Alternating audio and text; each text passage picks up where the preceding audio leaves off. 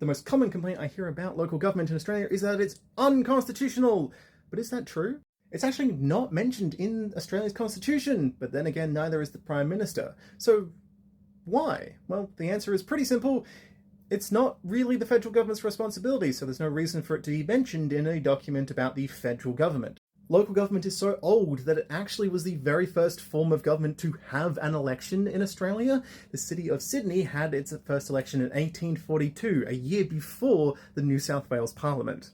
But what about the failed referendums on local government in 1974 and 1988? Those two referendums are often highly misrepresented to the extreme.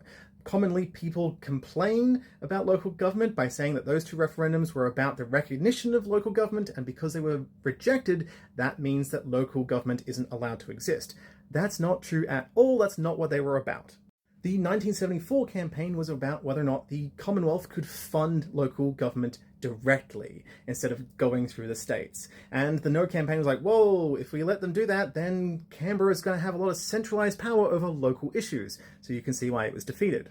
Now, the 88 referendum is a bit easier to misunderstand, but ultimately it boiled down to the same thing of, whoa, we don't want the federal government to centralise power. We want the states to be able to maintain the exact same rights they have over maintaining local government, because states created local government is in every single state constitution, and it is ultimately up to the states as to what happens to them. So when the 88 referendum came around saying that states must maintain the existence of local government, people rejected it because they either thought that there wasn't a point to it, or two, they're like, whoa, hey now, that removes an element of legislative authority from the state government. We don't want the Commonwealth to have any kind of interference or diminishment of state power and authority. So you can see how neither of those were about rejecting the existence of local government, neither of them were about abolishing or recognising local government.